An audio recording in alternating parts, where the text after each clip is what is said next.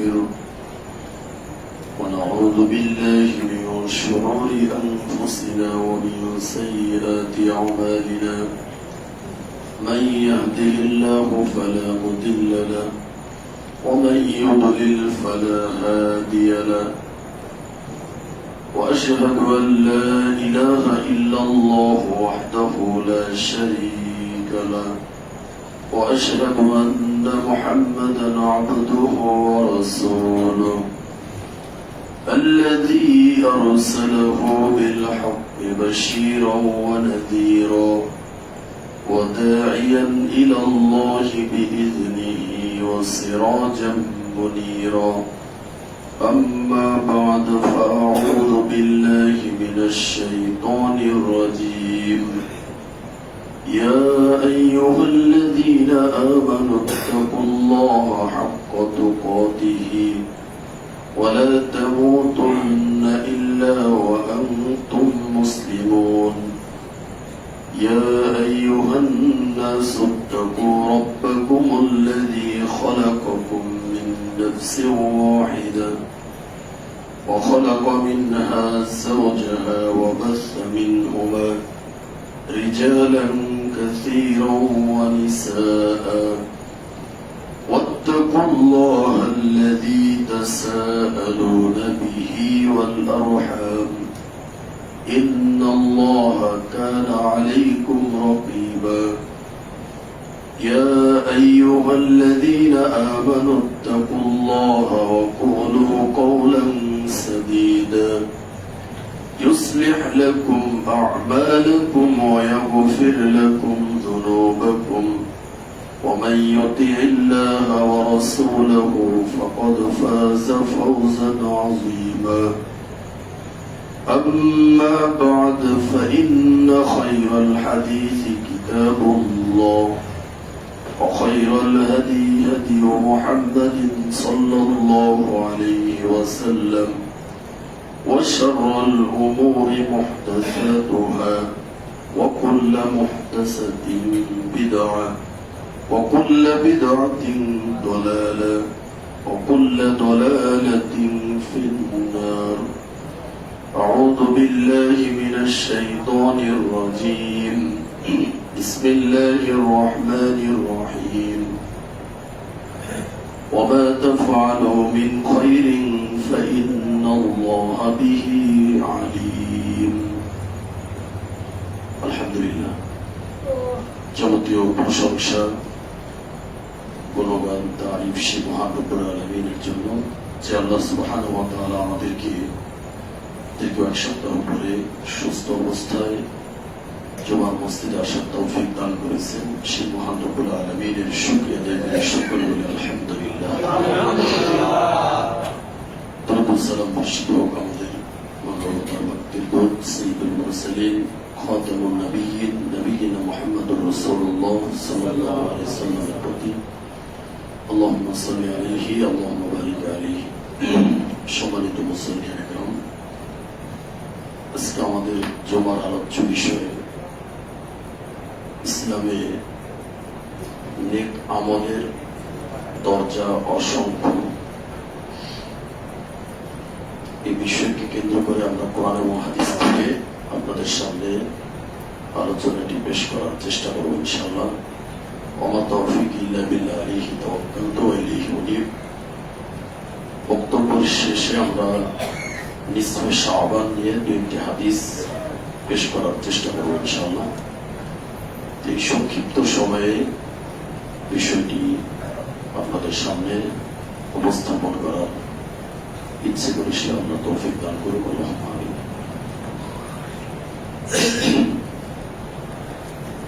তো আমি বিষয়টি যদি শাবান মাসের করণীয় বর্জনীয় বলতাম তাহলে হয়তো আপনাদের অনেকের কাছে ভালো লাগতো যে এখন যেহেতু শাবান মাস চলছে, আজকে শাবানের 10 তারিখ সম্ভবত, তো শাবান মাসের করণীয় বর্জনীয় কি এরকম একটি বিষয় দিলে খুবই সুন্দর হইত। কিন্তু আমি বিষয়টি দিয়েছি ইসলামে নেক আমলের দরজা অসংখ্য। এর মানে সমাজের মানুষ আমরা বর্তমান যে ধর্মটা আমরা পালন করতেছি, তো যেই জিনিসগুলোর উপর আপত্তি রয়েছে বা যেই জিনিসগুলো হওয়া দরকার ছিল সেটা না হয়ে যে জিনিসগুলা না হওয়ার দরকার ছিল সেটার উপর মানুষের ঝোঁকটা বেশি হয়ে যাচ্ছে। তো সামনে যেহেতু আমাদের পবিত্র মাহে রমজান অপেক্ষা করছে, তো অবশ্যই শ্রাবণ মাসটা আমাদের জন্য প্রস্তুতিমূলক একটা মাস। কিন্তু এই 15ই শ্রাবণকে কেন্দ্র করে ভারত, বাংলাদেশ, পাকিস্তান, আফগানিস্তান সহ যে দেশগুলো ব্যতিক্রম মুসলিম আমরা, তো এরা শবে বরাতকে কেন্দ্র করে আমরা যে বাড়াবাড়ি গুলো করি, আসলে এটা আদৌ ঠিক নয়। ইসলাম ধর্ম এমন একটা ধর্ম, শান্তির ধর্ম, যেখানে কোনো বাড়াবাড়িও নয়, ছাড়াছাড়িও নয়। আমাদের নবীজি মুহাম্মদ সাল্লাল্লাহু আলাইহি ওয়াসাল্লাম যতটুকু আমাদেরকে দিয়েছে আমাদের ততটুকুই পালন করতে হবে, এর বেশিও নয়, এর কমও নয়। সম্মানিত উপস্থিতি, তো এই বিষয় সম্পর্কে আমরা পরে কথা বলবো ইনশাআল্লাহ। তো বলছিলাম যে শুধু শবে বরাত বা শুধু এক রাতের ইবাদত দিয়ে আমাদের জীবন কি চলে যাবে, এইরকমটা মনে হচ্ছে। কিছু কিছু প্রস্তুতি এমন চলছে যেটা ঢাকার শহর যারা দেখেছেন, আমরা প্রায় 15-20 বছর দেখার সুযোগ হয়েছে আলহামদুলিল্লাহ, তাও পুরাতন ঢাকার মতো জায়গায়। তো ঢাকার শহর শুধু হলেই হবে না, পুরাতন ঢাকা হলে আর একটু ভালো হইব, যেটা বংশাল, নাজিরা বাজার, আলাউদ্দিন রোড, আপনার হাজি বিরিয়ানি যেখানে পাওয়া যায় আপনারা জানেন। তো এই সমস্ত জায়গায় হলে আর একটু জাঁকজমক হয় আর কি, এটা একবারে মেন কেন্দ্র আর কি। এবং সালাফি মানহাজেরও মূল কেন্দ্র বংশাল ও জামে মসজিদ, সবাই ছিলেন। তো যাই হোক, আমরা দেখেছি সামনে থেকে, তো অনেক প্রস্তুতি চলে, অনেক খতম চলে, এবং আল্লাহ রাব্বুল আলামিন সারা বছরের ভিতর মনে হয় যে ওই দিনটাই ক্ষমা করে, আর কোনো ক্ষমা টমা করে না, এরকম একটা প্রস্তুতি চলে আর কি। তো দেখি যে সিলেট দিয়ে আজিমপুর কবরস্থানে যায়, কোথায় যায়? আজিমপুর যায়। তো এরকম একটা হিড়িক পড়ে যায় আর কি। তো এখন সবচেয়ে মজার বিষয় হলো যে এই শবে বরাতের ওসিলায় যারা ভিক্ষা করে, ফকির, আমার মনে হয় যতজন মানুষ ইবাদতের জন্য যায় তার থেকে বেশি এখন ফকির পাওয়া যায় আর কি। বুঝতে পারছেন? এই হলো পরিস্থিতি। তো খতমের আবার সিস্টেম আছে, যে বললাম না যে আমাদের এক সাথী হয়েছিল, তো প্রবাস থেকে একজন ফোন দিছে যে আমার একটা খতম লাগবে। তো বলছে খতম কোনটা নেবেন? তো বলছে কোনটা, মানে বুঝতে পারলাম না, মানে শবে বরাতের খতম লাগবে একটা, ফাঁকা আছে নাকি এটা জিজ্ঞেস করছে আমার সামনে, আমি দাঁড়িয়ে গেছি। বলছে শবে বরাত একটা খতম দিতে হইব এবং বক্সাইতে হবে। বক্সানো বোঝেন? কে কে বোঝেন বক্সাইতে হবে? মানে সবাই মিলে ওই কোন বললা কোন নাস ফালাক দুরুদ টুরুদ পড়া, সবাই একটু পড়া, তারপরে হাতুড়ি দোয়া করবে, আর আস্তে করে আমার পকেটে কিছু ছেড়ে দেবে। এটা আপনারা দেখতে পাবেন না, এটার নাম হলো বক্সানো। এই বাংলাদেশের বক্সানো, এই বক্সানোর অর্থটা আমি এখনো পাইনি, এটা কি অর্থ। যাই হোক, তো বলতেছে যে শবে বরাত তো খতম, এখন ওই যেটা লং খতম এইটা বুকিং হয়ে গেছে। এখন যদি নিতে চান তাহলে শর্ট খতম আছে। শর্ট খতম মানে হচ্ছে 3 বার কোন বল্লা পড়লে যে এক খতম হয়ে যাবে, এইটা দেওয়া যেতে পারে, কিন্তু লং খতম এখন সম্ভব না। বুঝতে পারছেন কথা? তো বলছে ঠিক আছে, কত কত করে? বলছে যেটা শর্ট আছে এটা নিলে 3000 টাকার ভিতরে পাওয়া যাবে। এখন আমার সামনে কন্ট্যাক্ট করেছে, যেটা শর্ট এটার দাম কত? 3000। আর যদি 5 জন ছাত্র বা 10 জন ছাত্র গিয়ে পড়ে তাহলে ওইটা একটু বেশি হবে, কারণ এই 3000 টাকা তো সম্পূর্ণ আমার পকেটে আসবে। বুঝতে পারছেন? আর যদি আপনি লং খতম নিতেন তাহলে 5000 বা 6000 টাকার ভিতর একটা মিটমাট করা যেত, তাহলে ওদের কি কিছু দিলাম আমারও থাকবে। তো ওই খতম এখন সম্ভব না। আল্লাহ মাফ করুক, আমি আল্লাহ মাফ করুক পূর্বেরই আমি নিজেও শবে বরাতে সারা রাত্রি এই ছবিটা খতম করেছি। বুঝতে পারছেন কথা? তো এটা যদি না করতাম তাহলে কিন্তু বুঝতে পারতাম না। তখন বুঝতে পারছি যে না, আসলে সমাজে যে জিনিসগুলো বর্তমান প্রচলিত রয়েছে, এগুলো যদি এগুলো প্রচলিত থাকাটা এটাও একটা কি হিকমত। এই কারণেই গবেষণাটা বেশি হচ্ছে আমাদের, তা নাহলে এই ভুলেই সমাজ ভরে যেত। ঠিক না? আমি নিজেও সারা রাত্রি খতম পড়েছি, সবিরা খতম, এবং সকালবেলা মনে করেন যে প্রতি মসজিদে আপনি বিশ্বাস না হলে এই যে সবে বরাতে যাবেন বুধবারে সম্ভবত, তো কোন একটা মসজিদ বাকি থাকবে না, পুরানটাকে আমি চ্যালেঞ্জ করে বললাম। আপনি যাবেন, আপনি গিয়ে দেখবেন যে একটা মসজিদেও ফাঁকা থাকবে না যে বিরিয়ানি বানায়নি, প্রতি মসজিদে। এবং আমরা তো ওই সময় একটু খাওয়ার জন্য এসেছিলাম, তো এই মসজিদ কোন মসজিদে নামাজ আগে শেষ হলো ওইখান থেকে নিয়ে আবার যেটা শেষে ওখানেও যাওয়ার চেষ্টা করতাম, বুঝতে পারেন? যে কোনো মূল্য বিরিয়ানি খেতে দিব, আর টাকা সহ থাকবেন আপনি বিরিয়ানি খাবেন না, এটা তো হয় না। এটা তো এটা শহর থেকে গ্রামে এখন চলে আসছে, এবং দেখতে পাই যুবকদেরকে দেখতে পাই যে ওরা সারা রাত্র নতুন ড্রেস পাঞ্জাবি, যেটা ইসলামের নামে যেটা ওরা মানে এটার মূল্যায়নটা বুঝতেছে না, পাঞ্জাবি গাইতে সারা রাত্রি করে নেশার সাথে জড়িত, মাদকের সাথে জড়িত, সারা রাত্র তারা নেশা করে, মাদক সেবন করে, মেয়েদেরকে নিয়ে আড্ডাবাজি করে, ফজরের সময় কি করে নামাজ না পড়ি বিরিয়ানির প্যাকেট নিয়ে চলে যায়, 3 দিন ঘুমাই থেকে বলছে শবে বরাত পালন করছে। এই ধরনের শবে বরাত চলছে, এবং গ্রামের মানুষ এই যে শবে বরাত, শবে মেরাজ, এইগুলোকে এতটা মূল্যায়ন করে, মানে শবে বরাত দিনে গোসল করতে হবে, হালুয়া রুটি কি খাইতেই হবে, বিভিন্ন ধরনের রুটি। আর এক লেখক তো মানে লেখছি এইভাবে যে শবে বরাতের দিন যদি কেউ গোসল করে, কি করে বলেন? সবাই শুনতে পান? বলছে গোসল করার পরে আপনি যে পানিটা পড়বে প্রতিটা ফোটায় ফোটায় 700 রাকাত নামাজের সওয়াব লেখা হবে। আপনারা নাউজুবিল্লাহ বলেন, এই ওয়াজ করার পরে কত সুবহানাল্লাহ বের হইতেছে, আর কত জান্নাতে গাছ লাগানো হয়ে যেতেছে, আর আপনি বলতেছেন নাউজুবিল্লাহ। এই ওয়াজ করার পরে কত সুবহানাল্লাহ হিড়িক পড়ে গেছে, জান্নাতে গাছের পর গাছ হয়ে যেতেছে, আর আপনি বলছেন নাউজুবিল্লাহ। চিন্তা করছেন যে কোন মানুষ যদি এটা জানতে পারে, এত ছিল যে গোসলের প্রতি ফোঁটা পানিতে 700 রাকাত নামাজের সওয়াব হবে, তাহলে ওকে কি গোসল থেকে উঠানো যাবে বলেন?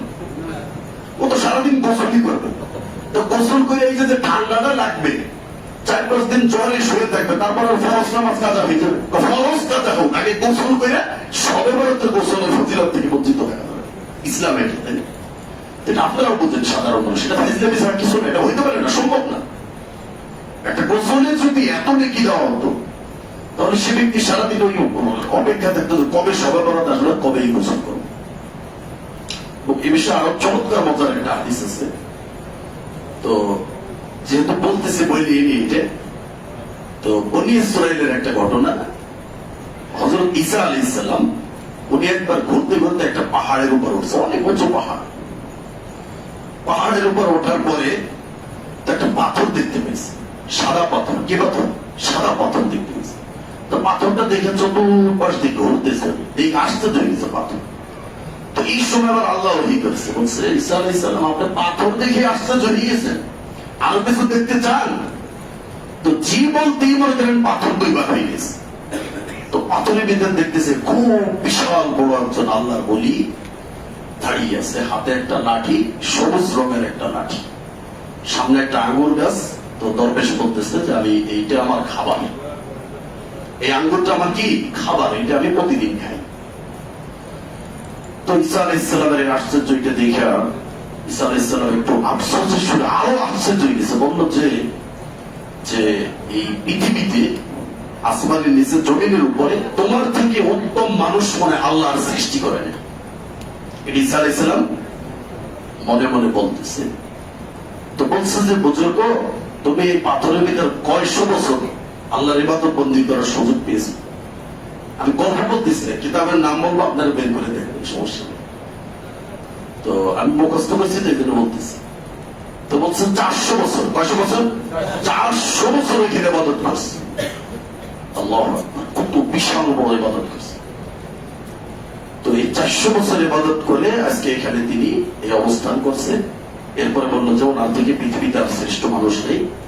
এসব আল্লাহ তাআলা ওহী করে জানাই দিল ঈসা আলাইহিস সালামকে যে আপনার উম্মতের কোন ব্যক্তি যদি অর্ধ শাবানের রাত্রে 2 রাকাত নামাজ পড়তে পারে, এই আল্লাহর ওলি 400 বছর ইবাদত করে যেই সওয়াব অর্জন করছে তার থেকে অনেক বেশি সওয়াব 2 রাকাত নামাজের সওয়াব আপনার উম্মতের আমলনামায় দেওয়া হবে। ওই যে সুবহানাল্লাহ বলে দিয়েছে, দেখছেন সুবহানাল্লাহ এখনই শুরু হয়ে গেছে। তো 400 বছর ইবাদত করে যেই সওয়াব পাইছে তার থেকেও বেশি সওয়াব এই ব্যক্তির আমলনামায় দেওয়া হবে যদি সবে বরাতে 2 রাকাত কি নামাজ পড়তে পারে। কি নামাজ বলে? নফল নামাজ, ফরজ না, সুন্নাত না, নফল নামাজ। এটা কে আবিষ্কার করছে? একজন ইমাম, শাফি মাযহাবের একজন ইমাম, ওনার নাম ইমাম আবুল ফজল আহমদ ইবনে মুহাম্মদ আশ-শাফুরি আশ-শাফি। ওনার একটা কিতাব আছে নুজহাতুল মাজালিস। নুজহাতুল মাজালিস এর প্রথম খণ্ডের 157 নম্বর পৃষ্ঠায় এই ঘটনাটা উল্লেখ করছে এবং সোশ্যাল মিডিয়া এটা ভাইরাল হচ্ছে। এই ধরনের অসংখ্য বানোয়াটি কথা, বুঝতে পারছেন, সবাই বানোয়াটি কেন্দ্র করে আছে। যাই হোক, সম্মানিত উপস্থিতি, তো এইগুলো শুনতে কিন্তু আসলে ভালো লাগে, ফজিলতের হাদিসগুলো শুনতেও ভালো লাগে, আবার যারা আমল করে তাদেরও তো ভালো লাগবে, এটা ভালো লাগারই কথা, বুঝতে পারেন। কারণ আমরা এমন একটা জাতি, আমরা লাভ ছাড়া কিছুই খুঁজি না, সব জায়গায় যেখানে লাভ আছে ওইটি আমরা খুঁজি।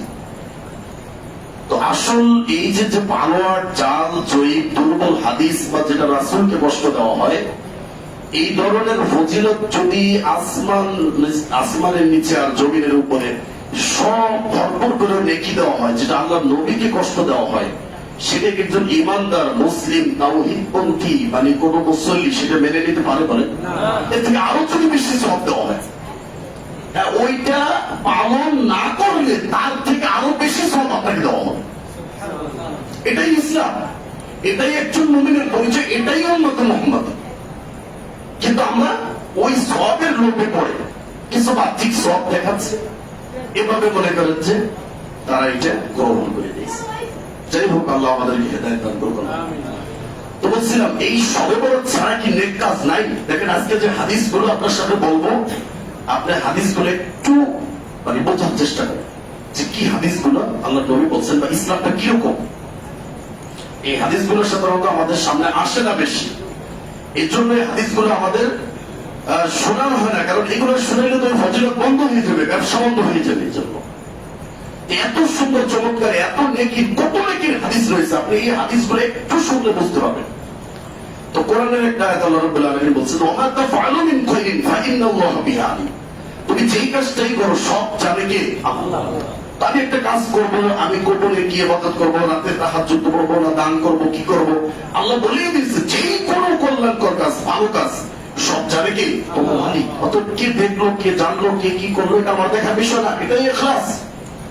আর আমলের ভিতরে যদি ইখলাস না থাকে, খুলুসিয়ত না থাকে, তাহলে সেই আমল কখনোই আপনাকে সফলতা বা জান্নাত দিতে পারবে না। ওটার ভিতরে নিয়ে ঢুকে গেলে যদি মানুষ দেখবে, মানুষ কি বলবে, আমি শবে বরাতে নামাজ পড়বো না, গোসল করবো না, আলু রুটি খাবো না, বানাবো না, জামাই মেয়ে কানবো না, মানুষ কি বলবে, এই রিয়া যদি ঢুকে যেত, আপনার ভিতরে শিরক ঢুকে যাচ্ছে, কোশ্চিন কেন আমল কবুল হবে না। সারা পৃথিবীর মানুষ একদিকে দেখবে, আমি একদিকে, এটাই আমি ইমাম। সবার তালে তালে যদি আমিও নাচি, তাহলে আমার ভিতরে ইমাম থাকবো। সবাই আমার বিরুদ্ধে যাবে, তরবারি নিয়ে দাঁড়িয়ে যাবে, দাঁড়াও, আমি পালন করবো না। তবে নিজে সমানকে আমি বিশ্বাস করি না। আর প্রতি মাসের 15 তারিখ আছে, আছে না নাই? 13, 14, 15 তারিখে আইএমএ বীজের রোজা রাখে না? অবশ্যই আছে, আমরা বিশ্বাস করি এটা। কিন্তু ওইটাকে কেন্দ্র করে যে এই ধরনের আপনার ভ্রান্ত, বানোয়াট, জাল বর্ণনা যেগুলো দিয়ে মানুষকে পাগল করা হচ্ছে, এটার প্রতি তো আমি সাধারণ মুসলিম হিসাবে আমি বিশ্বাস করতে পারি। সাধারণ মুসলিম বলা, আলেম তো পরের কথা। তবে কেন আলেমরা এটা স্বীকার করে? দেখেন, আফগানিস্তানে আইন চালু হয়েছে, যদি কেউ এইটা ত্যাগ করে যদি এটা গ্রহণ করে, তাকে 2 বছরের কারাদণ্ড দিবে। এটা দুনিয়ার শাস্তি। আর 2 বছর কেন, 100 বছরের দিব না। আমি একটা সুন্নাতকে আমি বলবো যে এটা বেদাতকে বলবো যে এটা সুন্নাত, আর সুন্নাতকে বলবো এটা বেদাত। আমার 10 বছর কারাদণ্ড হতে পারে, এজন্য আমি একটা সুন্নাতকে অস্বীকার করে দেবো? মানুষের কথার কারণে আমি একটা সুন্নাতকে ছেড়ে দেবো? অসম্ভব, এটা হতে পারে না, এটা কখনো না। এটা মুসলমানের আদর্শ না, উম্মতে মুহাম্মাদের আদর্শ এটা নয়। সারা পৃথিবীর মানুষ একদিক থেকে একদিকে এক সুন্নাতের উপর দাঁড়িয়ে থাকবো। যাক না আমার বাবা আমার বিরুদ্ধে, আমি ইব্রাহিম আলাইহিস সালামকে স্মরণ করব। বুঝতে পারলেন? এটা হচ্ছে আপনার আসল ঈমানের পরিচয়। সম্মানিত উপস্থিত, জুনদুব বিন জুনাদা রাদিয়াল্লাহু তাআলা আনহু থেকে হাদিসটি বর্ণিত, আইয়ুল আমাল আফদল, আল্লাহ নবীকে জিজ্ঞেস করা হয়েছে সবচেয়ে উত্তম আমল কোনটা। তো উত্তম আমলের অনেক হাদিস রয়েছে, এটা তার ভিতরে আরেকটা নিয়ে আসছে আমরা। তো বলছে আল ঈমানু বিল্লাহ, আল্লাহর প্রতি ঈমান। আর আল্লাহর প্রতি ঈমানের আমরা শুরুতেই আলোচনা করেছিলাম এখানে আসার পরে, যে তিনটি বিষয়ের উপর আল্লাহর প্রতি ঈমান যদি আপনাকে আনতে হয়, তিনটা বিষয় জানতে হবে। সেটা হচ্ছে আল্লাহর 14 নাম রয়েছে, এই নামের প্রতি বিশ্বাস করতে হবে। দ্বিতীয় বলছিলাম আল্লাহর 14 গুণাবলী আছে, এই গুণাবলীকে বিশ্বাস করতে হবে। 3 নম্বর বলছিলাম আল্লাহ যে আছে এটার অস্তিত্বকে আপনাকে বিশ্বাস করতে হবে। অনেকে তো আল্লাহকে বিশ্বাসই করে না। তো এই তিনটা বিষয়কে কেন্দ্র করে আল্লাহর প্রতি ঈমানটা কি হয়, মজবুত হয়, পরিপূর্ণ হয়। আর কোন ব্যক্তির যখন আল্লাহর প্রতি ঈমান দৃঢ় হবে, যত বেশি দৃঢ় হবে তত সে তাওহীদ পন্থী হবে। আল্লাহর প্রতি যত ঈমান তার দুর্বল হবে, সে তাওহীদ থেকে বিচ্ছিন্ন হবে, সে শিরকের পথে বেশি হাঁটবে। এই জন্য আল্লাহ নবীকে একজন সাহাবী জিজ্ঞেস করছে যে আমাকে এমন একটা কথা বলেন, কুল্লি কওলান লা আসআলু আনহু আহাদান গায়রা, আপনি ছাড়া আমি আর কাউকে এটা জিজ্ঞেস করবো না। কি বলছে?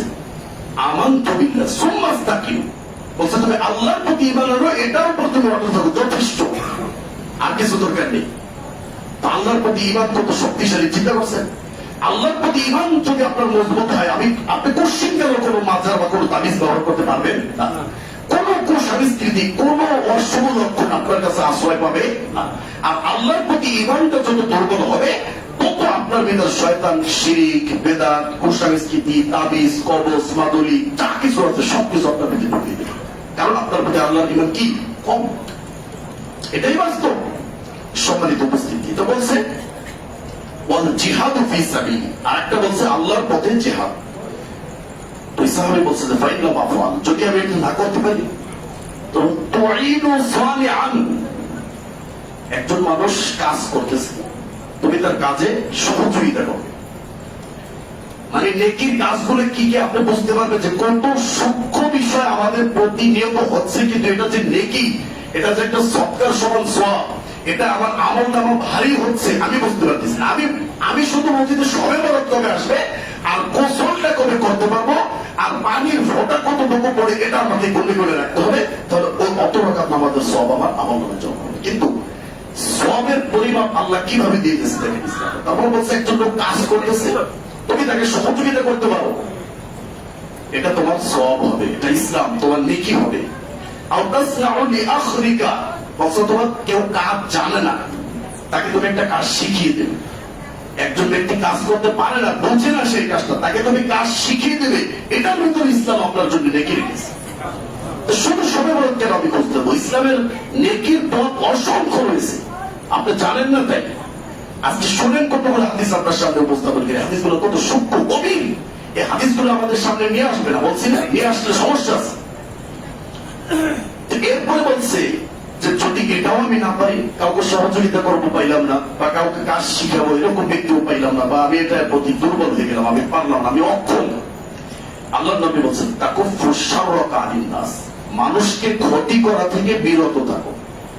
এই হাদিসগুলো কেন এখন নিয়ে আসছি? বর্তমান প্রেক্ষাপটকে কেন্দ্র করে আমরা এই হাদিসগুলোর সামনে নিয়ে আসছি।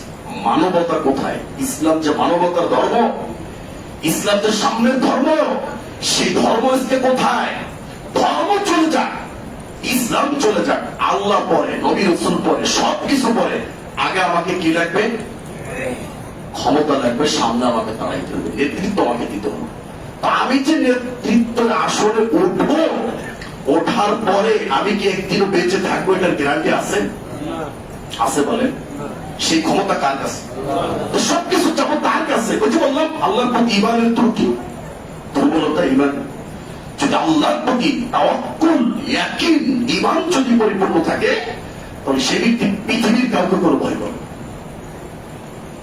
ইব্রাহিম আলাইহিস সালামের ঈমান, তার ঈমান এত পরিমাণ ছিল, ওই সময় তার বাবা ওই সময় প্রধান পুরোহিত,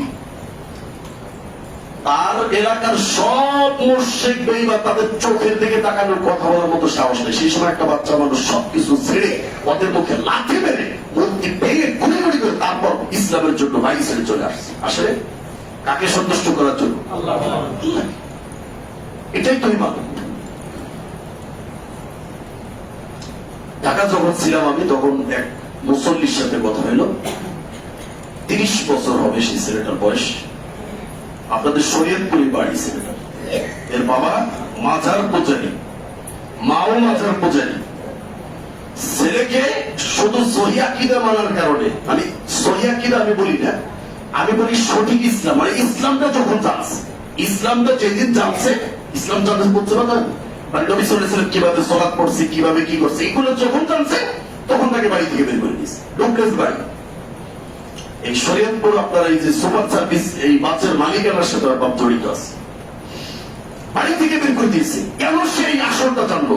কেন তার বাবার বাণিজ্যের বিরুদ্ধে কথা বললো? কেন মাজারের বিরুদ্ধে কথা বললো? যতদিন পর্যন্ত তাদের সাথে তাল মিলিয়ে চলছে, ততদিন পর্যন্ত ডুপ্লেস বাড়িতে থাকার ব্যবস্থা করে দিয়েছে। তারপর আপনার সুন্দর গাড়ি দিয়েছে, সুন্দর বাসস্থান দিয়েছে। যেই দিন আপনার সঠিক ইসলাম জানছে, যেই দিন আপনার হক কথা বলা শিখছে, সেদিন ডুপ্লেস বাড়ি থেকে বের করে ত্যাগ করে দিয়েছে। সে এখন ঢাকা শহর বাসা ভাড়া করে দেখা। আর তার বাপ মা ডুপ্লেস বাড়িতে ঘুমায়। ইসলামটা কি বোঝা বুঝতে পারছে দেখছেন? একটু বাচ্চা ছেলে, 30 বছর বয়স, তারপরও বুঝতে পারছে যে বলছে যে হুজুর আমার ডুপ্লেস বাড়ির দরকার নেই। আমি যদি কোরআন সুন্নাহর উপর যদি প্রতিষ্ঠিত থাকতে পারি, দুনিয়ার যদি আমার কষ্ট হয়, কিন্তু পরকাল আমার কি হবে? সুন্দর হবে। এরকম হাজার ডুপ্লেস বাড়ির ব্যবস্থা আল্লাহ করে রেখেছে। আমি তো চিন্তা করি, এটাই তো ইমানের লক্ষণ, এটাই তো ইমানদারের পরিচয়। তার কথা তো এরকমই হবে। তার ইমানদারের কথার ভিতর থেকে সুবিরান ছড়াবে, দাওয়াত ছড়াবে। তার ইমানের তেজস্বী দেখে আর একজন ইমানদার ইমান আনতে বাধ্য হবে। ইমানদারের দাওয়াত তো শুধু মুখ দিয়ে বলবে এটা না, তার কাজে কামে, তার কথাবার্তায় ধরন, তার সবকিছুতে প্রকাশ করে। তো সে একজন দায়ী না, কিন্তু তার এই যে ইমানের যে উদ্দীপ্ততা, তার যে তেজস্বী, তার যে জ্বালানিময় যে কথা, এটাকে মানুষকে আপনার উৎসাহিত করবে না? যে ও যদি একটা ডুপ্লেস বাড়ি ওর বাবার ছেড়ে দিতে পারে, এত বড় জমিদারি আসন সব ছেড়ে দিতে পারে, তাহলে আপনি আমি মাটির ঘর ছাড়তে পারবো না? সমাজের মানুষ দাঁড়িয়ে তো বাঁকা চোখে দেখো, আমার কিছু যায় আসে না। আমি যেটা সঠিক সেটাই বলবো, যেটা সঠিক সেটাই আমি গ্রহণ করবো। এটা আমার যদি ফাঁসি হয়ে যাওয়া হবে, কোনো অসুবিধা নেই। সম্মানিত উপস্থিতি, তো বলছিলাম যে এই যে কথা, যে মানুষকে কষ্ট দেওয়া থেকে বিরত থাকবে। আল্লাহর নবী বলছেন, ফাইন্নাহা সাদাকাতুন মিনকা আলা নাফসিক।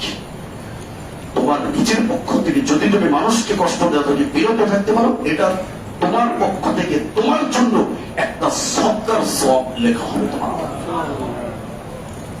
আমি যে এখন মসজিদে দানটা করব, 10 টাকা দান করি বা 20 টাকা দান করি, প্রিয় ভাইয়ের আমার, তো এই দানটা কবুল হবে কিনা একটা ভিতরে সন্দেহ থাকতে পারে। কারণ আমার ইনকামটা কি হালাল না হারাম, এটা একমাত্র আমিই বলতে পারবো। ঠিক কিনা বলবো?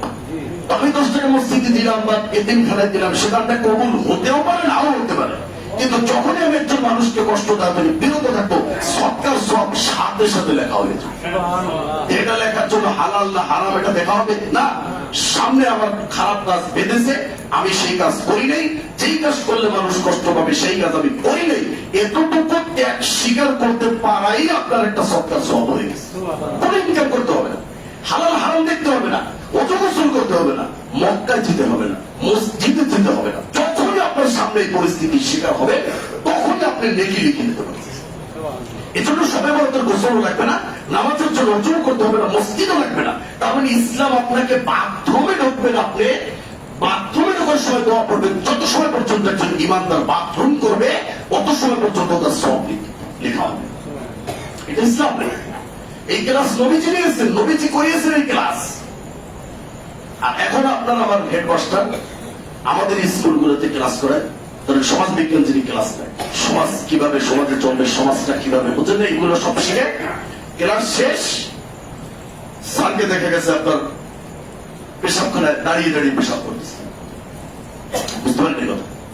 উনি সমাজ সেবক, সমাজ বিজ্ঞান উনি ক্লাস করায়, উনি সায়েন্স পড়ায়। এই ক্লাস করানোর পরে উনি দাঁড়িয়ে দাঁড়িয়ে পেশাব করতেছে।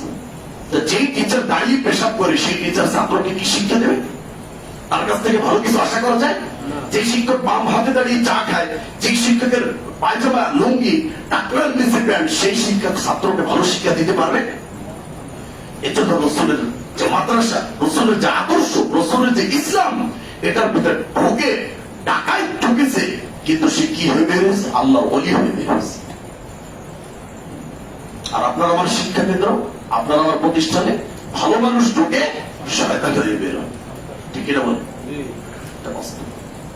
এটাই রসুলের শিক্ষার সাথে পার্থক্য। সবাই তো তো বলছিলাম দ্বিতীয় আরেকটি হাদিসে আবু হুরায়রা থেকে বর্ণিত, কুল্লু সুলামা মিনান নাসি আলাইহি সাদাকা। মানুষকে যে সৃষ্টি করা হয়েছে কয়টা জোড়া আছে বলতে পারবেন? 360টি জোড়া আছে। আল্লাহ নবী বলছেন যে একজন মানুষ প্রতিদিন রাত্রে ঘুম যায়, সে এই যে ঘুমের পরে জাগ্রত হয়, 360 না আরো অগণিত অসংখ্য নিয়ামত সে নিয়ে তারপর ঘুম থেকে জাগ্রত হয়। তার প্রত্যেকটা জোড়ায়, প্রত্যেকটা জোড়ার সাথে তার কি রয়েছে? সবটা আবশ্যক হয়ে যায় যখনই সে সতর্ক। কিন্তু আমরা কি দিতে পারি না? কিন্তু আল্লাহ নবী কি ব্যবস্থা, কি ফায়সালা দিয়েছে দেখেন। তিনি বলছেন যে কুল্লা ইয়াউমিন তাতলু ফীহি শামস, বলছে প্রতিদিন যেই দিনে সূর্য উদিত হয়, অর্থাৎ দিন, একটা দিনকে কেন্দ্র করা হয়েছে, প্রতিদিন যদি কোনো ব্যক্তি তা'দিলু বাইনাল ইসনাইনি, দুইজন ব্যক্তির মাঝে যদি সমঝোতা করে দেয়, মিল করে দেয়, সংশোধন করে দেয়, বুঝতে পারেন? আল্লাহ নবী বলছেন এই সংশোধন করে দেওয়া, ইনসাফপূর্ণ বিচার করে দেওয়া, এটা তার আমল নামায় সবটার সব লেখা। বুঝতে পারেন? এটা বোঝেন ইসলাম মানে ইনসাফটা করা কত কঠিন, এটা বোঝেন। নিজের পরিবারের ভিতরে ইনসাফ করতে পারি না, বাহিরে তো পরে একটা বিচার আচার হলে এটা তো পরে, নিজের পরিবারের ভিতর 2-3 ছেলের মাঝে, মেয়েদের মাঝে ইনসাফ আমি করতে পারি না। যেই ছেলে ইনকাম করে বেশি খাওয়া, তাকে জমি জমা বেশি লিখে দেয়, এটি কি ইনসাফ? তাই না? এটি কি ইনসাফ? সম্মানিত উপস্থিতি, তারপরে আপনি যেই দল করবেন সেই দলের কর্মী যদি আপনি হতে পারেন, বা দলের জন্য যদি 2-4-5 দিন মিছিল দিতে পারেন, তাহলে আপনার বিচারটা আপনি পাইতে পারেন সঠিকভাবে। কিন্তু ওই দলের সাথে যদি আপনি সম্পৃক্ত না থাকেন, ওই দলের মিছিলে যদি আপনি না যান, আপনি মরে পচে গেলেও আপনি কখনো ন্যায় বিচার পাবেন না। এটাই আল্লাহর শিক্ষা, এটা না, এটা চলছে এটা।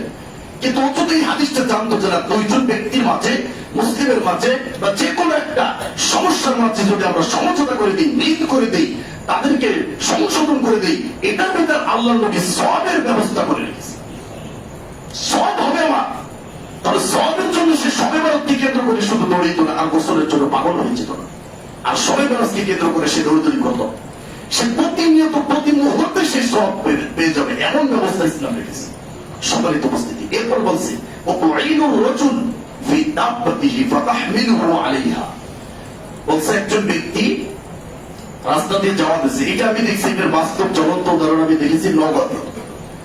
তো আপনি এখান থেকে যাওয়া দিচ্ছেন মোটর সাইকেলে, আপনার পিছনে কেউ নাই, কিন্তু দেখতে পাচ্ছেন একজন ভাই রাস্তা দিয়ে হেঁটে যাচ্ছে। আপনি এই হাদিসটা আজকে যদি জানেন, এই হাদিসটা সারা জীবন আমল করবেন। ওই ব্যক্তিকে আপনি জিজ্ঞেস করতে হবে, ভাই আপনি কোথায় যাবেন? ডামুডা যাবো, পিছনে করে নিয়ে যাবেন। আল্লাহ নবী বলছেন সবটার সব, সবটার সব হবে। ও মনে করে এমনি কেন নিয়ে যাবো, কেন নিয়ে যাবো? হাদিসের উপর আমল করবেন, নবীর হাদিসে না। এই হাদিস আমল করার জন্য মক্কায় যেতে হবে না। যখনই আপনি খালি মোটরসাইকেলে যাচ্ছেন, ভ্যান নিয়ে যাচ্ছেন, বা যে কোনো একটা যানবাহন নিয়ে যাচ্ছেন, রাস্তা দিয়ে যখন অন্য মানুষ পথচারী যখন হেঁটে যাবে, আপনি তাকে জিজ্ঞেস করবেন কেন? আল্লাহ নবীর হাদিসটা আপনি জানেন যে ওয়াতুঈনুর রাজুল ফি দাব্বাতিহি ফাতাহমিলুহু আলাইহা।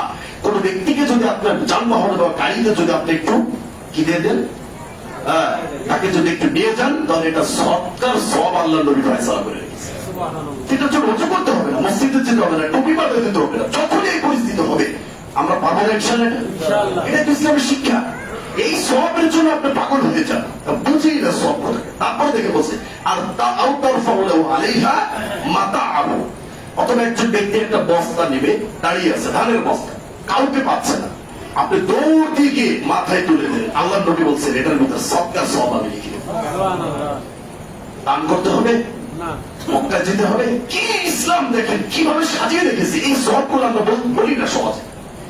এই সবগুলো বললে যে মানুষের মাঝে কি হবে, ঐক্য তৈরি হবে, ভ্রাতৃত্বের বন্ধনে তারা মজবুত একটা শক্ত প্রাচীর ধারণ করবে। এরকম এই ভ্রাতৃত্বের বন্ধন, কারণ যখনই আমাকে একজন একটু লোড দিয়ে দেবে, ধরেন আমি এখান থেকে গেলাম, আমরা হেঁটে যাচ্ছি, একজন ব্যক্তি যদি বলে কোথায় যাবেন ভাই, আমি বাজারে যাবো, যদি তাকে পিছনে করে নিয়ে যাই, আচ্ছা বলেন এই মানুষটার কথা কখনো বলবে? কতটা আনন্দ খুশি লাগবে, কতটা দোয়া আপনাকে দেবে, এটা হতে দেবে না। এই হাদিস বললে তো সমস্যা। একজন মানুষ বোঝা উঠাইতে পারছে না মাথায়, ও মহিলা যাও, আমার কি দেবে? আমি তো ঠিক আছি, এটাই তো আমাদের চরিত্র, এটাই তো আমাদের নীতি আদর্শ হয়ে গেছে। কিন্তু ও জানে না যে একজন ব্যক্তির মাথায় সামান্য একটা ধানের বোঝা তুলে দিল, এটাও একটা ইবাদত, এটার ভিতরে সব লিখে রয়েছে, তাও সৎকার মতো সব।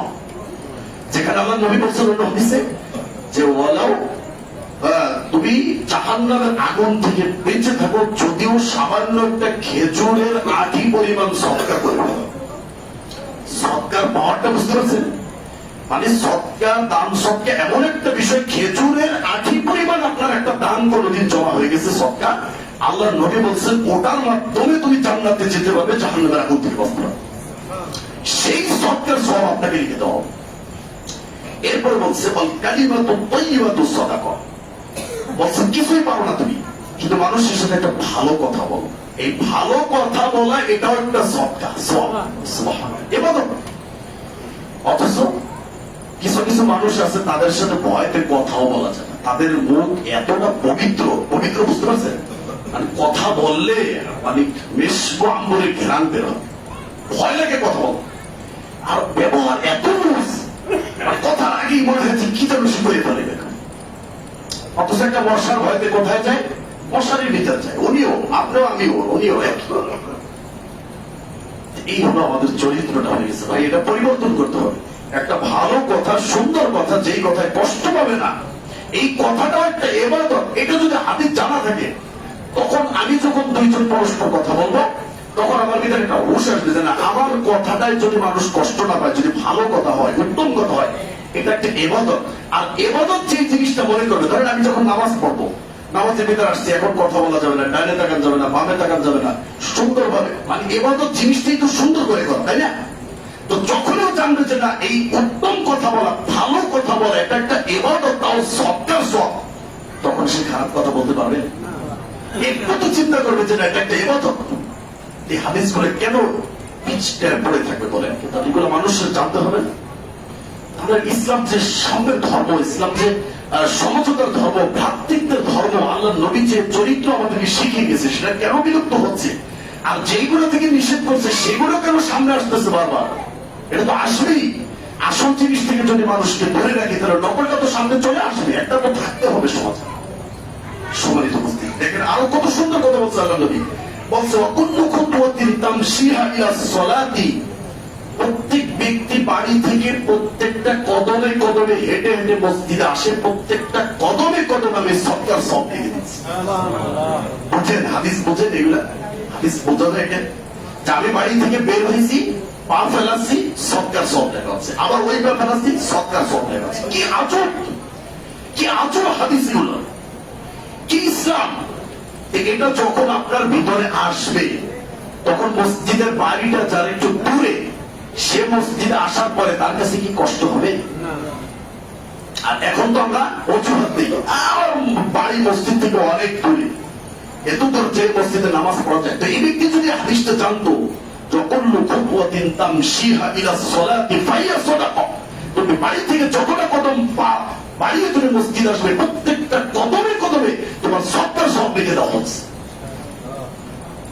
এখন বলছে যে যারা আমরা নামাজ পড়ি না, তাদের তো এটা নেই, বুঝতে পারেন? এটা তো যারা নামাজ পড়ে তারা, তাদের জন্য। আমরা তো নামাজই পড়ি না, আমাদের জন্য তো এটা না। তো এটা তো ঠিকই আছে, কথা তো ঠিকই আছে, নামাজিদের জন্য, যে নামাজ পড়বেন তার জন্য যেটা নাই, এটা তো বাস্তব। তো সবাইকে আমরা নামাজ পড়ি না, পড়ি না বলেন তো? পড়ি, সবাই পড়বো। এই সবটা আপনি মনে রাখবেন যে না, আপনার প্রত্যেকটা কদমে কদমে সবটা সব দেখা হচ্ছে। সম্মানিত উপস্থিতি, এরপর আল্লাহ নবী বলছেন ওয়াতুইতুল আযা আনিত তরিকি সাদাকা, রাস্তা থেকে কষ্টদায়ক জিনিস সরিয়ে ফেলা, এটাও আপনার জন্য সদকার সওয়াব। একটা কলার সিগলা পড়ে আছে, আপনি সরিয়ে দিলেন, একটা ইটের টুকরো পড়ে আছে, সরিয়ে দিলেন, একটা গর্ত আছে, আপনি ভরাট করে দিলেন, আল্লাহ নবী বলছেন এটা তোমার ইবাদত, সদকার সওয়াব রাখো। কত সওয়াব নিতে চাও তুমি? ইসলাম তো বিস্তৃত, সারা বিশ্বের জন্য এটা আল্লাহ নবী খুলে দিয়েছে। তুমি নাও, যেমনি ইচ্ছে কামিয়ে নাও, কেউ বাধা দিবে না। আরে রাস্তায় একটা গর্ত পড়ে আছে বা একটা ইট পড়ে আছে, আমাকে হুজুরকে ডাকতে হবে, হুজুর আপনি দোয়া করেন আমি ইটটা সরাই। এটা একটা কলার সিগলা পড়ে আছে, আরো 10 জনকে ডাইকে খতম মোনাজাত পড়ে পরে কলার সিগলাটা ফেলতে হবে, এরকম কত সহজ। কলার সিগলা দেখেছি, ফেরিয়ে দিছি, কেউ দেখাবে, আল্লাহ দেখেছে, সরকার সব লেখা হয়ে গেছে। সুবহানাল্লাহ। একটা ইটের টুকরে দেখেছি, একটা কাটা দেখেছি, কাটা সরিয়ে দিছে, আছে হাদিসটা আমি পড়বো সামনে। এরপরে আল্লাহ নবী বলছেন, দেখেন, ইউসবিহু আলা কুল্লি সুলামা মিন আহাদিকুম সাদাকা, তোমাদের প্রত্যেক ব্যক্তি প্রতিদিন সকাল করে তার প্রত্যেকটা অঙ্গ প্রত্যঙ্গ 60টা জোড়ার জন্য সদকা আবশ্যক হয়ে যায়। এরপর আল্লাহ নবী ফাকুল্লু তাসবিহাতিন সাদাকা, তোমরা যে তাসবিহ পড়ো সুবহানাল্লাহ, এই সুবহানাল্লাহ বলার ভিতর সদকার সওয়াব লেখা। সুবহানাল্লাহ বলেন। এরপর জান্নাতে তো কাজ আছে, ওটা তো আলাদা হাদিস। যেটা বললাম যে সুবহানাল্লাহর ভিতর সদকার সওয়াব লেখা আছে। এরপর আল্লাহ নবী বলছেন কুল্লি তাহমিদাতিন সাদাকা, আলহামদুলিল্লাহ আমরা যেটা বলি এটার ভিতরে সদকার সওয়াব। লা ইলাহা ইল্লাল্লাহ যেটা বলি তাহলিল, এটার ভিতরে সদকার সওয়াব। আল্লাহু আকবার যেটা বলি এটার ভিতরে সদকার সওয়াব। আস্তাগফিরুল্লাহ যেটা বলি এটার ভিতরে সদকার সওয়াব লেখা আছে। অথচ নামাজটা শেষ করার সাথে সাথেই আল্লাহুম্মা আমিন রব্বানা লাকাল সুবহানাল্লাহ শেষ। কেন? অথচ আলাদা হাদিস আছে যে প্রতি নামাজের পরে আল্লাহ নবী কি শিখিয়েছেন, 33 বার সুবহানাল্লাহ, 33 বার আলহামদুলিল্লাহ, আর 34 বার আল্লাহু আকবার, বা যদি 33 বার আল্লাহু আকবার পড়ে আরেকবার কি পড়ে লা ইলাহা ইল্লাল্লাহু ওয়াহদাহু লা শারীকা। আল্লাহ নবী বলছেন যে তোমার গুনাহ যদি সমুদ্রের ফেরার সমপরিমাণ হয় তাও মাফ হবে। অথচ সে ধৈর্য বলবে কি, আবার দোয়ার ভিতরে বলে যে আল্লাহ আমি যেন রাসূলের সুন্নাহর উপর প্রতিষ্ঠিত থাকতে পারি। বুঝতে পারেনি? কথাছে কি বেদা? আর বলতেছে আল্লাহ আমি যেন রাসূলের সুন্নাহর উপর প্রতিষ্ঠিত থাকতে পারি। আর সমাজের মানুষ কি এটা করে যে আরে হুজুর একটা পাইছি, এত সুন্দর দোয়া করে প্রতি নামাজের পরে, কি যে সুর আল্লাহ দিছে, ঢাইলা দিছে একবার। আইয়ুব আলাইহিস সালামের মধ্যে সুর দিয়ে দিছে। যাই হোক, তো বেদাতটা মানুষের কাছে কি লাগে? ভালো লাগে। তো সবাই নামাজের পর আমরা কি পড়বো বলেন? সুবহানাল্লাহ, আলহামদুলিল্লাহ, আল্লাহু আকবার বলবেন তো সবাই ইনশাআল্লাহ। হুজুর দোয়া করুন, সমস্যা কি? আর হুজুর জান্নাতে যাবে একটা, আপনি যাবেন আরেকটা, সমস্যা কি? হুজুরের সাথে আপনাকে যেতে হবে? হুজুরের সাথে কেন আপনার সম্পর্ক? হুজুরের সাথে দরকার নেই তো। হুজুর বিদাত করুক না, ও করতে করতে ডুবে যাবো সবে দেখি। হাউজের কাউসারের পানি আপনি খাবেন আর হুজুরকে বলবেন হুজুর খাবেন না। আসেন, আপনারা দোয়া করছিলেন, আমি তো করি না, এখন খান পানি। হুজুর চাইবো যে তুমি না আমার মুসল্লিদের একটা পানি দাও, আমাকে পানি দিব, আপনার আমার গ্লাসটা চাইতে চেনে না, পানি হবে না। হাউজের কাউসারের পানি হবে না যারা আল্লাহ নবীর পরে যারা বেদাত করেছে, হবে না তাদের ভাগ্য পানি। এই পানি খাওয়ার জন্য প্রস্তুত থাকবেন। যে পানি যে পেয়ারাটা খাবে সেই পেয়ারাটা একটা তারকার চেয়ে বড় হবে। একটা তারকা দেখেছেন? দেখেন নাই? কেন বাজারে তারকা পাওয়া যায় না কিন্তু প্লাস্টিকের, ওইগুলো মনে হয়, তাই না? এটাই মনে করছে যে প্লাস্টিকের যে তারকা পাওয়া যায় বাজারে ওইগুলোর মতো মনে হবে সব না, অনেক অনেক বড়, সূর্যের থেকেও বড় একটা তারকা। সম্মানিত উপস্থিতি, তো এই যে এরপর বলছে আমরুন বিল মারুফি সাদাকা, ভালো কাজ আদেশ দাও, ভালো কাজের, এটাও একটা সদকার সওয়াব। ভালো কাজের আদেশ দেওয়া কি? সদকার সওয়াব। খারাপ কাজ দেওয়া না, নাহয়ুন আনিল মুনকার সাদাকা, খারাপ কাজ থেকে নিষেধ করা, এটা কি? সাদাকা। অথচ দেখেও চোখটা পথে চলে যেতে করে করুক, আমার কি সমস্যা, আমি তো ভালো আছি, এটা ঠিক না। আপনি হাদিস জানেন না যে না এটা নিষেধ করলে আপনার এটা সদকার সওয়াব হয়ে গেছে। মানুষ না মানুষ সেটা পরের কথা। আর যদি সবাই যদি সমাজের এরকম প্রতিবাদী হয়ে উঠতো তাহলে সমাজে অন্যায় করার মতো সাহস পেত না। কারণ যারা অন্যায় করে তাদের সঙ্গে বেশি, নাকি যারা অন্যায় না করে তাদের সঙ্গে বেশি? যারা অন্যায় করে তাদের সঙ্গে কম, তারপরেও তারা দিন দিন এত বড় অন্যায় করার সাহস কিভাবে পায়? ওই যে আমাদের প্রতিবাদ বন্ধু, এই হাদিস আমরা বলছি এটা যে ইবাদত, যে নিষেধ করতে হবে এটা আল্লাহর নবীর শিক্ষা, এটা সে বলে যায়। সে মনে করে যে সবে বেলা তোমাকে মিষ্টি হবে খেতে হবে, এটাই ইবাদত। সবে বেলা তোমাকে রোজা রাখতে হবে, এটাই ইবাদত। কিন্তু এটা ওই সবে বেলা যে ইবাদতটা ওটা নফল ইবাদত ধরে, ধরে পেলাম যে তর্কের খাতিরে নফল, কিন্তু এটা তো আল্লাহর নবীর সুন্নাহ। তো নফলের পাওয়ার বেশি না সুন্নাহর পাওয়ার বেশি? বলে তো সুন্নাহটা আপনি বাদ দিয়ে নফলটা নিয়ে টানাটানি শুরু করছেন। যাও জয়ী দুর্বল, ধরে নিলাম তর্কের খাতিরে সঠিক, তারপরেও সৎ কাজের আদেশ অসৎ কাজের নিষেধ এটা আল্লাহর নবীর কি? সুন্নাহ এবং কোরআনের নির্দেশ সরাসরি। সম্মানিত উপস্থিতি, এরপরে সবচেয়ে চমৎকার যে আল্লাহ নবী ফয়সালা দিয়েছে, ওয়ায়ুদসিউ মিন যালিকা রাকাআতান, বলছে এই সবগুলোর সমাধান দিবে 2 রাকাত সালাতে। কিসে? আল্লাহু আকবার, কি দিছে ফয়সালা আল্লাহ নবী থেকে। আল্লাহ নবী বলছেন ইয়ারকাউহুমা মিনাদ দুহা, কেউ যদি চাষের সালাতুদ দুহা 2 রাকাত সালাত আদায় করতে পারে, তার শরীরের 60টা অঙ্গ প্রত্যঙ্গ 360টা যে জোড়া রয়েছে তার যে সদকা যে দেওয়া লাগবে, এটা যদি 2 রাকাত সালাত আদায় করতে পারে তার প্রতিদিনের এই সবটার জন্য যথেষ্ট হয়ে যাবে। পড়ি আমরা বলেন এগুলো তো আমল। শুধু সারা জীবন তর্ক বিতর্ক শুনে যাবেন, আমল করবেন কবে? বয়স তো শেষ হয়ে গেছে আমাদের, যে কোনো সময় মারা যাবো। তো সম্মানিত উপস্থিতি, সলাত দুহা, সলাত চাষের সলাত, যেটা আপনার সূর্য ওঠার পরে একটু হালকা যখন গরম হয়, ধরেন 10টা 11টা বা 10:30, এই সময় 2 রাকাত সলাত যদি পড়তে পারে, সলাত চাষের সলাত, সলাত দুহা, আল্লাহর নবী বলছেন তোমার শরীরের 360টা অঙ্গ প্রত্যঙ্গের যে সদকা রয়েছে, এই সদকা তোমার এই 2 রাকাত সলাতে যথেষ্ট হয়ে যাবে।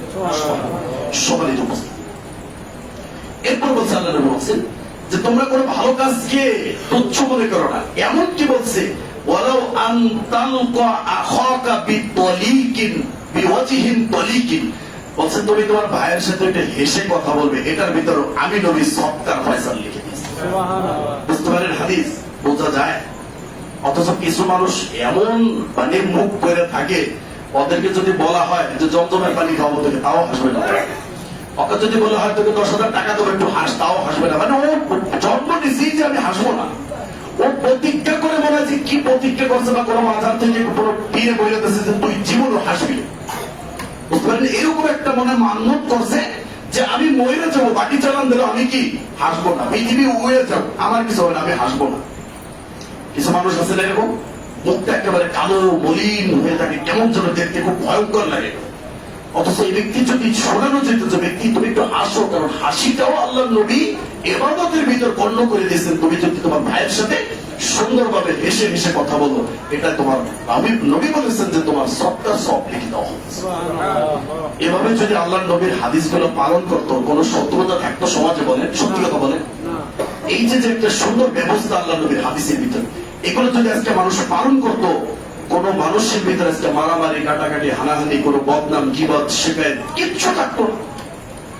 এখন তো এগুলো বলবে না, তো এগুলো সমস্যা। এগুলো সম্মানিত উপস্থিতি, এরপরে দেখেন এই 2টা হাদিস আমরা বলবো, খুব চমৎকার হাদিস। আবু হুরায়রা থেকে বর্ণিত, তিনি বলেন বাইনামা রাজুলুন ইয়ামশি বিতরিকিন, একজন ব্যক্তি রাস্তা দিয়ে হেঁটে যাচ্ছে। এই জিনিসগুলো কিন্তু আমাদের হবে, এই জন্য হাদিসগুলো নিয়ে আসছে। দেখেন, একজন ব্যক্তি রাস্তা দিয়ে হেঁটে যাচ্ছে, আল্লাহ নবী বলছে ইশতাদ্দা আলাইহিল আতশ, অনেক পিপাসা লেগেছে। এরপরে ফাওয়াজাদা বি'রান ফানাজালা ফিহা, তো প্রতিমধ্যে একটা নদী পেয়েছে বা একটা কূপ পেয়েছে, পানি খাওয়ার যেখানে পানি আছে। ফানাজালা ফিহা, সেখানে নামছে, নাইমা ফাশারিবা, পানি পান করছে। সুম্মা খারাজা ফাইদা কালবুন ইয়ালহাসু, এরপরে ওই কূপ থেকে যখন পানি পান করে যাওয়া দিয়েছে, তো দেখতে পাচ্ছে যে একটা কুকুর খুব হাঁপাচ্ছে পানির পিপাসায়, অনেক পিপাসায় পেয়েছে। কেমন? তিনি বলছেন যে ইয়াকুলু সাওয়া মিনাল আতশ, মানে মাটি চাটতেছে কুকুর। যেটা আমরা জানি যে একটা পতিতলার, এটাও আছে হাদিস, কয়েকটা বর্ণনা আছে, বুখারী মুসলিমের বর্ণনা সবই, এটা মূল বর্ণনা। فقال الرجل لقد بلغ هذا القلب من العطش مثل الذي كان بلغ مني, উনি বলতেছে আমার যেমনি ভাবে পিপাসা আমি কাতর ছিলাম, এই কুকুরটারও ওই পর্যায়ে পৌঁছেছে। মানে আমার পিপাসা কুকুরের পিপাসাটা কি কাছাকাছি, একই। মানে আমি যেভাবে পিপাসা লেগে আপনি বুঝতে পারছি, কারণ পানির ভিতরে যে একটা স্বাদ আছে, পানি, এটাকে আপনি আমি বুঝতে পারবো না। যে ব্যক্তিকে পিপাসা রাখছে ওকে জিজ্ঞেস করবে যে পানির কি স্বাদ, কিন্তু যার পিপাসা লেগে সে বুঝতে পারবে না পানির কি স্বাদ। ও মনে করে পানি তো পানি, পানি আবার কি স্বাদ, না পানি এমনি। তো এই যে বলছিলাম ওই ব্যক্তি এই কথাটা বললো, তারপর বলছে ফানাজালাল বীর ফামালাআ কুফাহু মাআন সুম্মা আমসাকাহু বিফিহি হাত্তা রাকিয়া, এরপর ওই ব্যক্তি তার একটা মোজা ছিল, ওই মোজাটা কূপের ভিতরে ডুবিয়ে তারপর একটা পানি ভরাট করে তারপর কুকুরের মুখের কাছে কি করছে, ওইটা ধরছে, পানিটা কুকুরকে খাওয়াইছে। হাত্তা রাকিয়া, এরপর সেখান থেকে সে উঠছে কূপ থেকে। ফাসাকাল কালব ফাশাকারাল্লাহু লাহু ফাগাফারা লাহু, যে কথাটা আপনাকে বলতে চাইছেন, এই কাজটা, এই যে কুকুরকে পানি পান খাওয়াইছে, সেটা কে দেখেছে বলেন? আল্লাহ বলছেন ফাশাকারাল্লাহু লাহু, আল্লাহ তার শুকরিয়া আদায় করছে। আল্লাহর একটা নাম শোনেন, শাকুর একটা নাম আছে, মানে তিনি পুরস্কার দেন। তো আমরা মনে করেন আমি একটা কাজ করে দিলাম, বললাম একটু পানি এনে দেন, আমি কি বলতে পারি?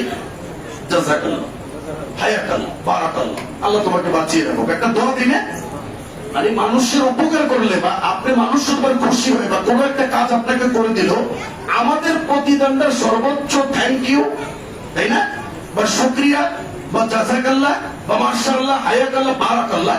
কিন্তু আল্লাহ এত মহান, এই কুকুরকে পানি পান করার কাজটা আল্লাহ পুরস্কার দিয়েছে, মানে আল্লাহর জাযাকাল্লাহ বা আল্লাহর থ্যাংক ইউ বা আল্লাহর যে ধন্যবাদ, সেটা কি বলছে আল্লাহ, যে আমি তার শুকরিয়া আদায় করেছি, আমি তাকে ক্ষমা করে দিয়ে জান্নাতে প্রবেশ করে দিয়েছি। মানুষের যে ক্ষমা, মানুষের যে অনুদান বা মানুষের প্রতিদান বা মানুষের কাছ থেকে কিছু পাওয়া, এটার একটা লিমিট আছে। লিমিট ক্রস করতে পারবেন না। হয়তো আপনি একটা কাজ করে দেবেন, আপনাকে 500, 5,000, 10,000, 5 লক্ষ, 10 লক্ষ, 20 লক্ষ, 20 কোটি দিল, কিন্তু আল্লাহ যেটা দিবে সেটা আপনি কল্পনাও করতে পারবেন। এই ব্যক্তি শবে বরাত পালন করছে, এরকম কিছু আছে না? শবে বরাত পালন করে নাই, শবে বরাত পালন করে নাই, কিচ্ছু করে নাই, শুধু একটা মানবিকতার পরিচয় দিচ্ছে। মানে মানবিকতার পরিচয় ভিতরে আপনার জান্নাত রয়েছে। নামাজ পড়ে আপনি জান্নাতে যেতে পারবেন না, সবাই বড় পালন করে আপনি জান্নাতে যেতে পারবেন না, কিন্তু মানুষের সাথে যে আচরণ, এই যে মুআমালা, একটা চতুষ্পযন্ত্রের সাথে একটা ভালো আচরণ করে একজন ব্যক্তি যদি ক্ষমা পায়, তাহলে আপনার আমার মুসলমান ভাইয়ের সাথে আমি ভালো ব্যবহার করে আমি জান্নাত পেতে পারি না? কিন্তু ও নামাজ পড়ে হজ করছে, বলছে আমার এটাই যথেষ্ট, ওর সাথে আমি ভালো ব্যবহার করবো। ও কে রে? ও সমাজের কি হয়ে গেছে? ওর লোক আমার ভালো হতো, ইহুদির দালাল হয়ে গেছে, ও অন্য ধর্ম গ্রহণ করছে, ওর সাথে ভালো ব্যবহার করে কি হবে? এর সাথে ভালো ব্যবহার করে, অথচ নামাজ পড়ে আসছে। তো নামাজ থেকে এদের গুরুত্ব আগে ছিল। হ্যাঁ, দেখেন আল্লাহর নবী বলছেন, অন্য হাদিস অন্য বর্ণনা আছে, তাকে ক্ষমা করে জান্নাত দিয়ে দেওয়া হয়েছে। সম্মানিত উপস্থিতি, সাহাবায়ে কেরাম জিজ্ঞেস করে, ইন্না লানা ফিল বাহাইমা জরানা, প্রত্যেকটা চতুষ্পযন্ত্রের ভিতরে এই সব রয়েছে। মানে আপনি একটা হাঁস, মুরগি, ব্যাঙ, যে ধরনের প্রাণী বলেন, প্রত্যেকটা প্রাণীর যদি এইভাবে সেবা করতে পারেন, প্রত্যেকটার ভিতরে আপনার সব রয়েছে। আল্লাহ নবী বলেছেন, ক্বালা ফি কুল্লি কাবিদিন রাতবাতিন আজরুন, প্রত্যেকটা এমন প্রাণী যাদের ভিতর জীবন রয়েছে। আরেকজন ব্যক্তিকে আল্লাহ নবী দেখছেন জান্নাতের ভিতর চলাচল করতেছে, ঘোরাঘুরি করতেছে। কেন? সে রাস্তা থেকে একটা ডাল সরিয়ে দিয়েছিল, যে ডালটা রাস্তার মাঝখানে পড়েছিল, যে মুসলমানদের কষ্ট হবে এজন্য সেই ডালটা সরিয়ে দিয়েছে। আল্লাহ নবী বলছেন, আমি থেকে জান্নাতে ঘোরাফেরা করতে। আর আমরা কি করি? আমাদের চরিত্রটা কি ভাই আপনারাই বলেন? আমরাও মুসলমানকে কষ্ট দেওয়ার জন্য যত ধরনের ভাব আছে সেটা আর কি আমরা পেতে রাখি। এটাই তো আমাদের চরিত্র। তো যেই চরিত্র আমাদের আল্লাহ নবী শিখেছেন, যেটা আমাদের শেখা দরকার ছিল, সেটা থেকে আমরা অনেক দূরে। কিন্তু যেইগুলো শেখা আমাদের কোনো প্রয়োজন নেই, যেগুলো বর্জন করা আমাদের দরকার, সেইগুলো আমরা ভালোভাবে শিখে নিয়েছি। যার কারণে সমাজের ভিতরে অশান্তি, মারামারি, কাটাকাটি, গীবত, শেখায়, বদনাম, মারা, সবকিছু হাঙ্গামা দাঙ্গামা, মনে হচ্ছে যে আমরা সেই পূর্বের জাহিলিয়াতের জন্য বসবাস করছি। অথচ কোরআন আমার সামনে বিদ্যমান, হাদিস আমার সামনে বিদ্যমান। কোরআন মানে আল্লাহর সরাসরি বিধান, আর হাদিস মানে রাসূলের জীবন্ত বিধান এখনো বিদ্যমান। তারপরেও মনে হচ্ছে না আমরা যেন কোথা থেকে কি ত্রুটিপূর্ণ হয়েছে, আমাদের যেন কি নাই কি থেকে যেন আমরা বঞ্চিত হয়ে আছি। কেন? সঠিকটা না জানার কারণে। আল্লাহ রাব্বুল আলামিন আমাদেরকে সঠিকটা জেনে এই যে মুআমালাত বা সামাজিক যে লেনদেন, মানুষের সাথে আচরণ, প্রত্যেকটা বিষয়ের সাথে আল্লাহর নবী সব লিখে দিয়েছেন। মানে এটা একটা ইবাদত, এটার মাধ্যমে আমরা জান্নাতে যেতে পারবো। শেষ পর্যন্ত আমরা এমন একটা হাদিস নিয়েছিলাম যে একটা কুকুর নিকৃষ্ট সমাজের প্রাণী, তার সাথেও যদি আমার চরিত্রটা, আমার ব্যবহারটা ভালো হয়, সেটার মাধ্যমে আল্লাহ রাব্বুল আলামিন আমার জন্য জান্নাতের ফয়সালা লিখে দিয়েছেন। অতএব যদি আপনার কাছে মনে হয় যে যেই ব্যক্তির সাথে আপনি খারাপ ব্যবহার করতেছেন, সেই ব্যক্তিটা যদি মনে হয় যে না সে কুকুরের চেয়েও ভালো, তাহলে আজ থেকে আপনি তওবা করবেন যে না, তার বদনাম শেখায় আর তার কোনো গীবত করে আমার এই দুনিয়ার কোনো ক্ষমতা আমি চাই। কুকুরের চেয়ে যদি আপনার কাছে ভালো মনে হয়, তাহলে এই চরিত্র, এই ক্যারেক্টার থেকে আপনাকে ফিরে এসে আল্লাহ নবীর চরিত্রকে গ্রহণ করে পরকালীন সফলতা আপনাকে আমাকে অর্জন করতে হবে। এটা একজন ঈমানদার মুসলিম হিসেবে আমার দায়িত্ব। আল্লাহ আমাদের বোঝার তৌফিক দান করুন। আমিন ওয়া আখিরু দাওয়ানা।